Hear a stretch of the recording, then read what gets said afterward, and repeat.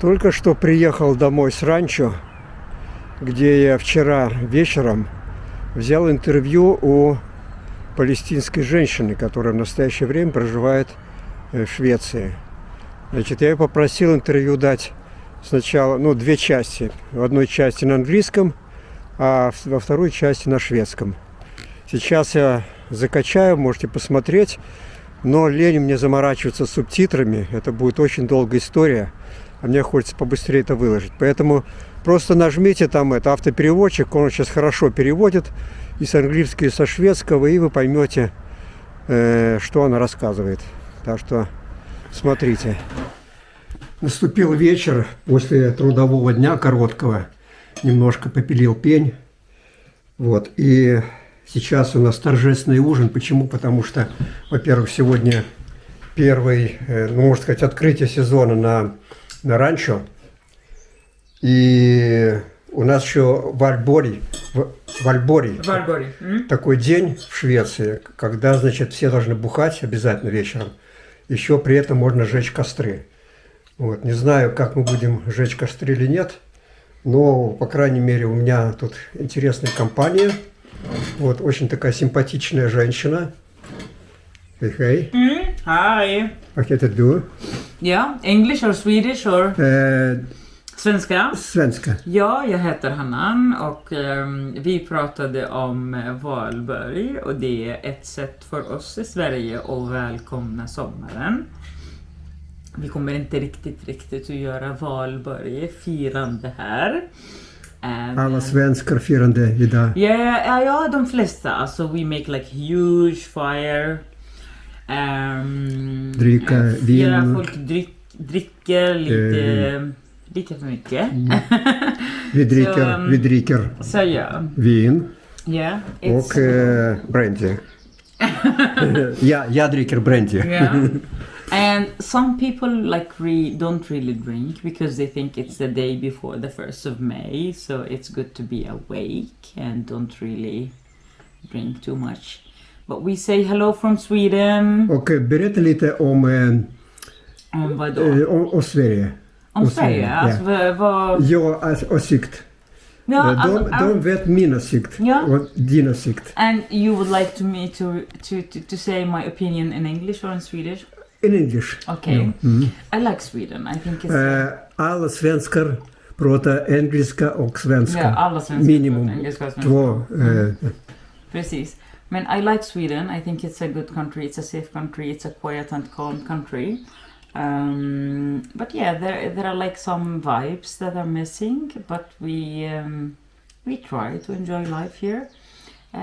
It can be quite boring during the winter, but I'm someone who emigrated to Sweden 12 years ago, and I love it here. 12. Yeah, 12. 12, yes. Tidigare pratade du svenska eller nej? But I think now it's time for us to enjoy dinner, so I would like to say goodbye. Я бор из Сверии, я живу в Швеции уже 21 год, и по-шведски очень плохо говорю. А вот человек 12 лет прожил и уже чешет просто вообще без акцента. Ладно, мы продолжим это самое еду, выпивку, а потом, может быть, еще что-нибудь скажем. Итак, мы продолжаем наши посиделки. Вот, немножко пьем, немножко закусываем. И я сейчас задам следующий вопрос. Я даже не знаю, какой вопрос задать, потому что для меня это сегодня было не совсем ожиданно. С такой симпатичной молодой женщиной. Så young och vacker kvinna pratar idag. Поэтому я спрошу, what do you think about Russian? Okay. Russian people och Russian some country. Yeah. State. That's a very interesting question. I think that Europe has been really hard against the Russians, discussing those travel ban, and I think racism and discrimination against the Russians is really a problem, an issue, and not only in Sweden but in Europe generally, and that's so sad because I know Russians who are against what Putin is doing, Russians who support, but I mean, I still think that it's unfair to what is happening to the Russians in Sweden, for instance.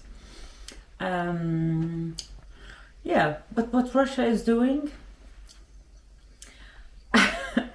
I wasn't really ready for this question, but I think it's because I'm from Palestine, from Gaza, so I don't think that I have so much energy to analyze what is happening between Ukraine and Russia. But I also have heard so many stories from Russians and Ukrainians, and they're against the war, but still there are many Ukrainians and Russians who think of themselves as one people.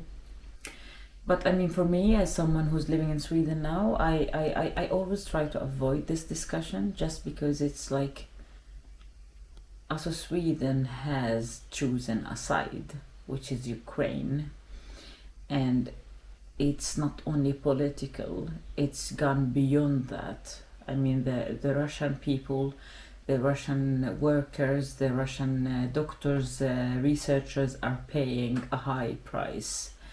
So yeah, that's what I think.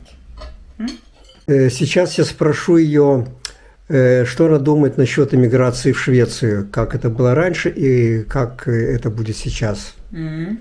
Please. So you would like me to talk about immigration and integration to Sweden, and of course I have been living, I immigrated to Sweden 12 years ago. The process was not too difficult, but not too easy. But we who have been living here for a while, we know that it's now very difficult to get a permission to live in Sweden. It's even very difficult to bring someone whom you like or you love or you want to get married with, because of this right-wing government who's making it harder for people to come in and seek refuge in Sweden.